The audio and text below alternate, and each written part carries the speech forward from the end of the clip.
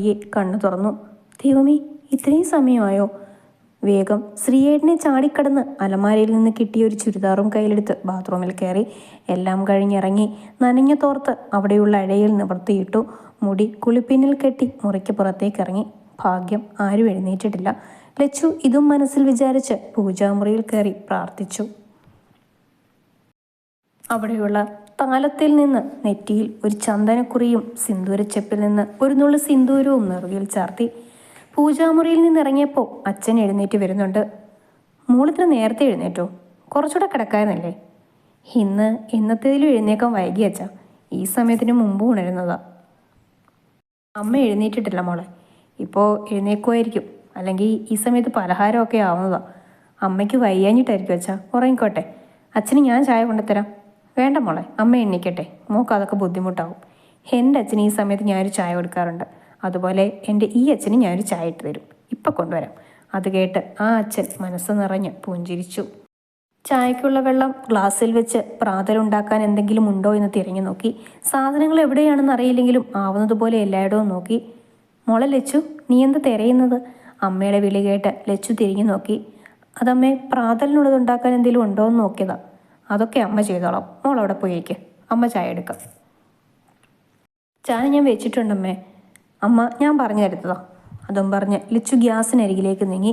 വെള്ളം തിളച്ചപ്പോൾ കുറച്ച് പാല് കൂടി ഒഴിച്ച് പൊടിയിട്ട് ചായ റെഡിയാക്കി. മധുരം കുറച്ചിട്ട് അമ്മയ്ക്കും അച്ഛനും മാറ്റി വെച്ചു. ബാക്കിയുള്ളതിൽ ആവശ്യത്തിന് പഞ്ചസാര ഇട്ട് അടച്ചു വെച്ചു.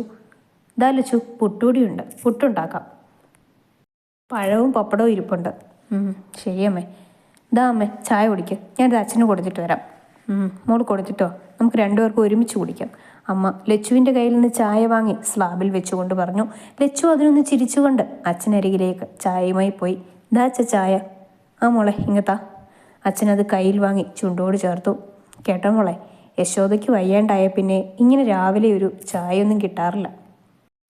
ആള് രാവിലെ എഴുന്നേൽക്കുമ്പോൾ നേരെ ഇത്തിരി വൈകും. പിന്നെ അച്ചു കൊണ്ട് തരാറുമില്ല. അവൾക്ക് അങ്ങോട്ട് കൊണ്ടു കൊടുത്താൽ കുടിക്കും, അത്ര തന്നെ. ഒരുപാട് നാൾക്ക് ശേഷമാണ് രാവിലെ പ്രാതലിനൊപ്പം അല്ലാതൊരു ചായ. ഇനി മുതൽ അച്ഛന് ദിവസവും രാവിലെ ഓരോ ചായ ഞാൻ തരാം, ലച്ചു പുഞ്ചിരിയോടെ പറഞ്ഞു. അദ്ദേഹം അവളുടെ തലയിൽ തലോടി. എന്താ രാവിലെ തന്നെ അമ്മായിച്ചനും മരുമോളും പറയുന്നത്? അങ്ങോട്ട് വന്ന ശ്രീ ചോദിച്ചു. ശ്രീയുടെ ശബ്ദം കേട്ട് രണ്ടുപേരും തിരിഞ്ഞു നോക്കി. ഏയ് ഒന്നുമില്ലടാ, ഞങ്ങളിങ്ങനെ വെറുതെ ഓരോന്ന് പറയായിരുന്നു. ശ്രീ മൂളി അച്ഛനരികെയിരുന്നു. ഞാൻ ശ്രീയേട്ടന് ചായ എടുക്കാം. ഇതും പറഞ്ഞ് അകത്തേക്ക് നടന്നു.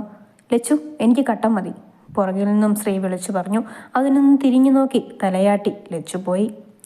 ഇന്നെന്താ രാവിലെ തന്നെ നല്ല ഉന്മേഷത്തിലാണല്ലോ എൻ്റെ അച്ഛൻ. ഇന്നലെ ഒന്നും മോന്താൻ കിട്ടിയില്ലേ? നീ പോടാ, ഒരാളെ നന്നാനും സമ്മതിക്കില്ലേ?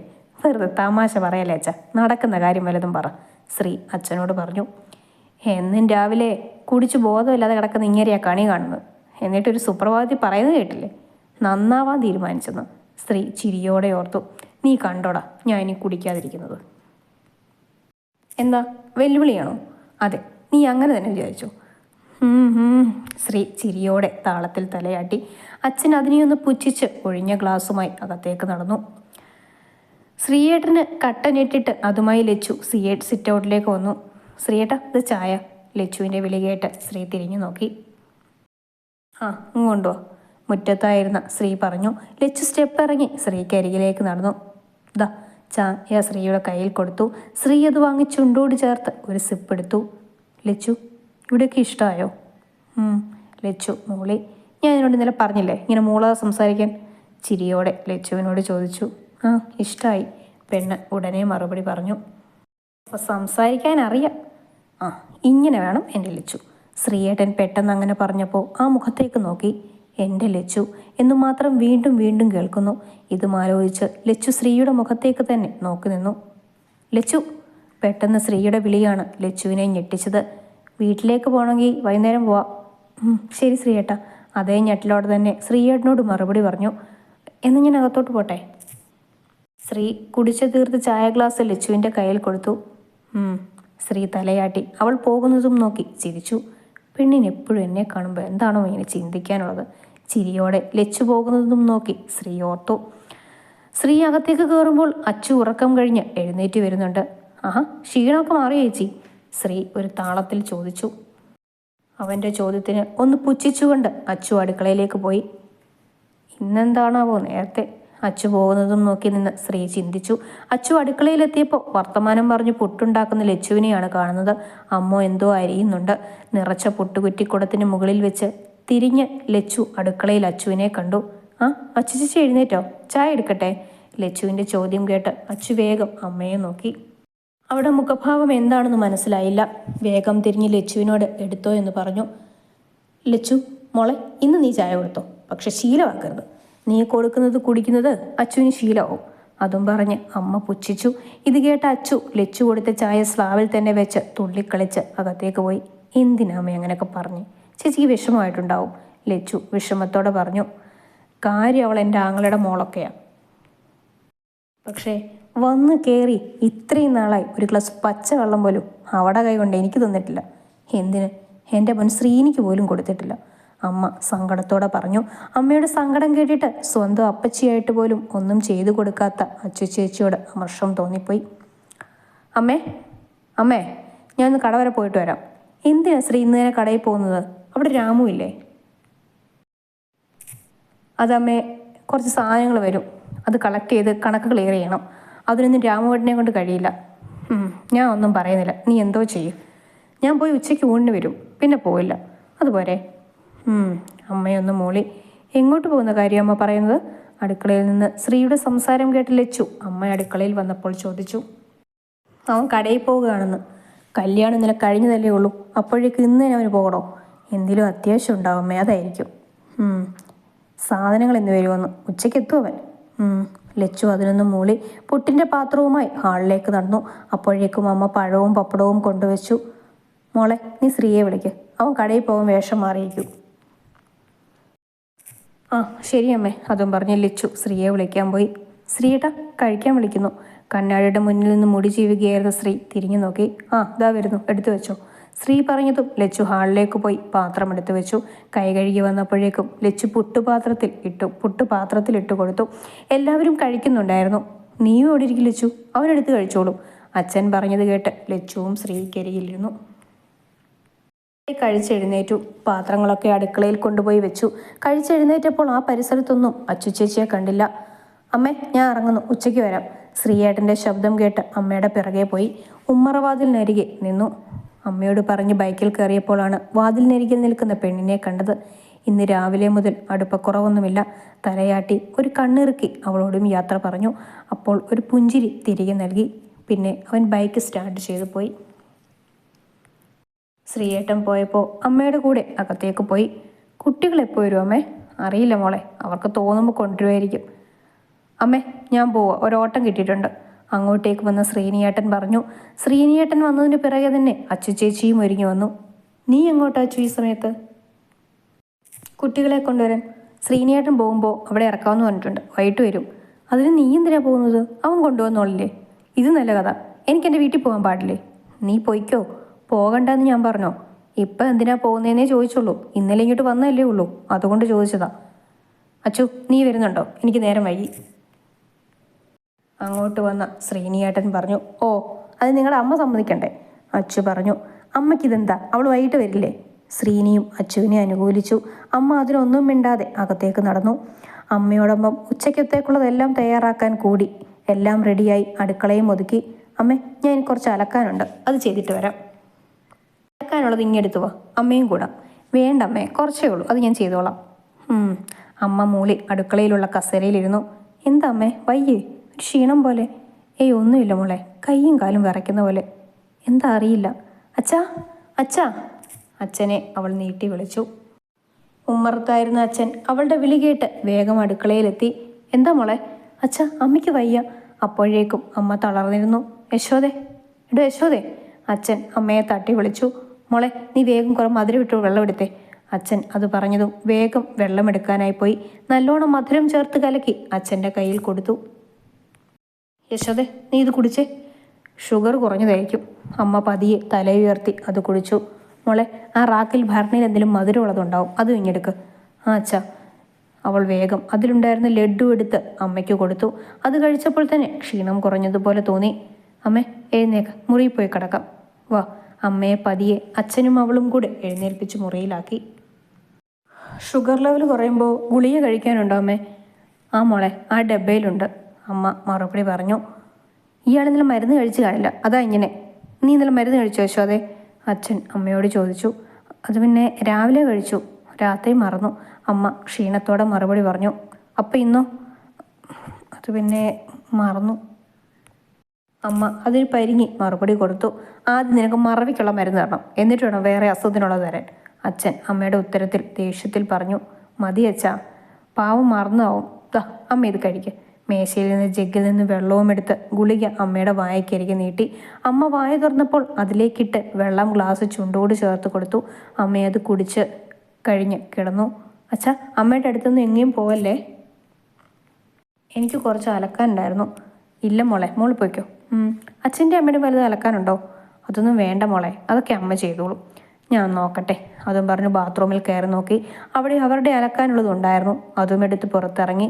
അച്ഛൻ കുറേ വേണ്ടെന്നൊക്കെ പറഞ്ഞെങ്കിലും എടുത്തു. എൻ്റെ അച്ഛൻ്റെയും അമ്മയുടെയും പോലെ തന്നെയാണ് നിങ്ങളും, അച്ഛൻ അതിനൊന്ന് പുഞ്ചിരിച്ചു. അടുക്കളയുടെ കുറച്ച് പിന്നിലായാണ് അലക്കുകല്ല്. എൻ്റെയും ശ്രീയേട്ടൻ്റെയും അമ്മയുടെയും അച്ഛൻ്റെയും എല്ലാം അലക്കി മുറ്റത്തെ അഴയിൽ തോരാനിട്ടു. അപ്പോഴേക്കും മുറ്റത്ത് വെയിലായിരുന്നു. ചുറ്റുതാറിലെ വെള്ളം പിഴിഞ്ഞു കളഞ്ഞ് വേഗം അകത്തേക്ക് കയറി. അടുക്കള മാത്രമേ വൃത്തിയാക്കിയിട്ടുള്ളൂ, അകം വൃത്തിയാക്കാനുണ്ട്. അതുകൊണ്ട് വേഗം ചൂലെടുത്ത് അടിച്ചു വാരാൻ തുടങ്ങി. ഞങ്ങളുടെ മുറിയും അച്ഛൻ്റെയും അമ്മയുടെയും മുറിയും അടിച്ചുവാരി. അച്ചു ചേച്ചിയുടെയും ശ്രീനേട്ടൻ്റെയും മുറി അടിച്ചു വാരാൻ തുറക്കാൻ നോക്കിയപ്പോൾ അത് ലോക്കായിരുന്നു. തുടയ്ക്കാനുള്ള വെള്ളവും തുടപ്പും എടുത്തു വന്ന് തുടച്ചു തുടങ്ങി. അച്ഛൻ കൂടെ പറയുന്നുണ്ട്, ഇനി ബാക്കി നാളെ ചെയ്യാം, ഒറ്റയ്ക്ക് ചെയ്യേണ്ട എന്നൊക്കെ. അതൊന്നും സാരമില്ലെന്ന് പറഞ്ഞ് ചെയ്തുകൊണ്ടിരുന്നതിൽ ഏർപ്പെട്ടു. ഉമ്മറം കൂടി തുടച്ച് അതിലൂടെ തന്നെ അടുക്കള വശത്തേക്ക് പോകാൻ നിൽക്കുമ്പോൾ പിന്നിൽ നിന്ന് ബൈക്കിൻ്റെ ശബ്ദം കേട്ടു. ബൈക്കിൻ്റെ ശബ്ദം കേട്ട് തിരിഞ്ഞു നോക്കിയപ്പോൾ ശ്രീയേട്ടനായിരുന്നു. ചുരിദാറിൽ കെട്ടിയിരുന്ന ഷോള് വേഗം അഴിച്ചിട്ട് നേരെ നിന്നു. ശ്രീയേട്ടനെ നോക്കി പുഞ്ചിരിച്ചു. ആഹാ, ഇത്ര വേഗം വീട്ടുജോലികളൊക്കെ ചെയ്യാൻ തുടങ്ങിയോ? ബൈക്കിൽ നിന്നിറങ്ങി പുഞ്ചിരിയോടെ ശ്രീ ചോദിച്ചു. ആ, ഇതൊക്കെ വീട്ടിൽ ചെയ്യുന്നതല്ലേ, അപ്പം എവിടെയും ചെയ്തു, ഇതും എൻ്റെ വീടല്ലേ. അവളുടെ ആ മറുപടിയിൽ ശ്രീ അവളെ നോക്കി പുഞ്ചിരിച്ചു. ശ്രീയേട്ടൻ കയറിക്കോ, ഞാൻ ഇത് കൊണ്ടുവച്ച് അപ്പുറത്തൂടെ വരാം. ശ്രീ ഒന്ന് മൂളി പൈപ്പിൻ ചുവട്ടിലേക്ക് കാല് കഴുകാനായി പോയി. ലച്ചു അപ്പുറത്തു കൂടിയും പോയി. അമ്മേ, അമ്മേ. ശ്രീ അകത്തേക്ക് കയറി അമ്മയെ വിളിച്ചു. മറുപടിയൊന്നും കേൾക്കാത്തതിനാൽ അമ്മയുടെ മുറിയിലേക്ക് പോയി. അവിടെ കട്ടിൽ അമ്മ കിടക്കുന്നുണ്ട്. അച്ഛൻ കസേരയിൽ ഇരുന്ന് ഉറക്കം തൂങ്ങുന്നു. അമ്മേ. ശ്രീ അമ്മയ്ക്കരികിലിരുന്ന് വിളിച്ചു. മോനെ ശ്രീ. അമ്മ ശ്രീയുടെ ശബ്ദം കേട്ട് കണ്ണു തുറന്നു. എന്താ അമ്മ കിടക്കുന്നേ?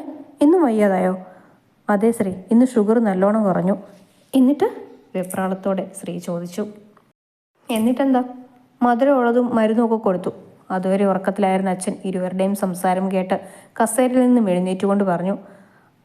അമ്മ ഇന്ന് രാവിലെ മരുന്ന് കഴിച്ചില്ലേ? നിന്റെ അമ്മ ഇന്നലെ രാത്രി മുതലേ മരുന്ന് കഴിച്ചിട്ടില്ല, അതാ ഇങ്ങനെയൊക്കെ ഉണ്ടാകുന്നത്. എന്നാ എണ്ണിക്കമ്മേ, ഭക്ഷണം കഴിക്കാം, സമയം ഒരുപാടായി. എടാ മോളെവിടെ? പാവം, ഇന്ന് ഒരുപാട് കഷ്ടപ്പെട്ടിട്ടുണ്ടാവും. ഇന്നലെ വന്ന് കയറിയതല്ലേ ഉള്ളൂ പാവം, അമ്മ വിഷമത്തോടെ പറഞ്ഞ് എഴുന്നേറ്റിരുന്നു. ലച്ചു, ഞാൻ വരുമ്പോൾ അടുക്കളപ്പുറത്ത് പോയിരുന്നു, ഇപ്പോൾ വരാമെന്ന് പറഞ്ഞു. അകത്തേക്ക് കയറിയിട്ട് ഞാൻ കണ്ടില്ല, ഞാൻ നേരെ ഇങ്ങോട്ടാണ് വന്നത്. നീ ഒന്ന് പോയി മോളെ നോക്കിക്കേ, അച്ഛൻ പറഞ്ഞു. ഞാനിവിടെ ഉണ്ട് അച്ഛാ, ലച്ചു അങ്ങോട്ടേക്ക് വന്ന് പറഞ്ഞു.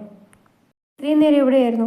ശ്രീ ചോദിച്ചു. ഞാൻ ആകെ നനഞ്ഞിരുന്നു, അപ്പോൾ ഒന്ന് മേല് കഴുകാൻ പോയി, ലച്ചു പറഞ്ഞു. അമ്മേ, ഇപ്പോൾ കുറവുണ്ടോ? ക്ഷീണം തോന്നുന്നുണ്ടോ? ഉണ്ടെങ്കിൽ ഹോസ്പിറ്റലിൽ പോവാം, ലച്ചു അമ്മയുടെ അടുത്തിരുന്നു കൊണ്ട് പറഞ്ഞു. വേണ്ട മോളെ, ഇപ്പോൾ കുറവുണ്ട്. എൻ്റെ മോളിന്ന് ഒരുപാട് ബുദ്ധിമുട്ടിയല്ലേ? അമ്മ ലച്ചുവിൻ്റെ കവിളിൽ തലോടി ചോദിച്ചു. ഇല്ല അമ്മേ, എൻ്റെയും കൂടെ വീടല്ലേ ഇത്, ലച്ചു പുഞ്ചിരിയോടെ പറഞ്ഞു. അതത്രേ ഉള്ളൂ, ചിരിയോടെ ശ്രീ പറഞ്ഞു. എന്നാ വാ, ഭക്ഷണം കഴിക്കാം. അതും പറഞ്ഞ് അച്ഛൻ മുമ്പിൽ നടന്നു. പിറകെ ലച്ചുവിൻ്റെ കൈ പിടിച്ച് അമ്മയും. ഭക്ഷണം ടേബിളിൽ കൊണ്ടുവച്ചു. അച്ഛനും കൂടിയൊപ്പം. അമ്മയെ ഒന്നിനും സമ്മതിച്ചില്ല. അപ്പോഴേക്കും ശ്രീയേട്ടൻ വെള്ളമുണ്ടും ഷർട്ടും മാറി കാവിമുണ്ടും ടീഷർട്ടും ഇട്ട് വന്നു. അപ്പോഴാണ് ഒരു കാര്യം ഓർത്തത്. ശ്രീയേട്ടനെ എപ്പോഴും മുണ്ടുടുത്തേ കണ്ടിട്ടുള്ളൂ, പാൻറ്റിട്ട് കണ്ടിട്ടില്ല. പക്ഷെ ആൾക്ക് ഇതാണ് ഭംഗി. പാൻസിട്ട് എങ്ങനെയാണെന്ന് അറിയില്ല. തലയ്ക്ക് ഒരു മേടം കിട്ടി തിരിഞ്ഞു നോക്കിയപ്പോൾ ശ്രീയേട്ടനാണ്. ഈ കുഞ്ഞിത്തലിൽ എന്താ ഇത്രമാത്രം ആലോചിക്കാൻ? ഒന്നുമില്ല, ചുമലുകൂച്ചി ശ്രീയേട്ടനോട് മറുപടി പറഞ്ഞു. എന്നാൽ കൈ കഴുകി വന്നിരിക്കും, ഇനി പിന്നെ ആലോചിക്കാം. അതിന് ആളെയൊന്ന് കൂർപ്പിച്ചു നോക്കി മൂളി കൈ കഴുകിയിരുന്നു. ഭക്ഷണമെല്ലാം വിളമ്പി കഴിച്ചു തുടങ്ങി. ശ്രീനേട്ടൻ വന്നില്ലേ അവൻ? ശ്രീ ചോദിച്ചു. ഇല്ല, അവനെന്തോ ദൂരെയോട്ടം ഉണ്ടെന്ന്, വൈകിട്ടേ വരൂ, അമ്മ പറഞ്ഞു. അപ്പോൾ അച്ചു ചേച്ചിയോ? അവർ കുട്ടികളെ കൊണ്ടുവരാൻ പോയി. ഇനി ശ്രീനിയുടെ ഒപ്പം വരൂ. ശ്രീ കഴിക്കാൻ തുടങ്ങി. ഭക്ഷണമെല്ലാം കഴിച്ച് എല്ലാം ഒതുക്കി ലച്ചു ഹാളിലേക്ക് വന്നു.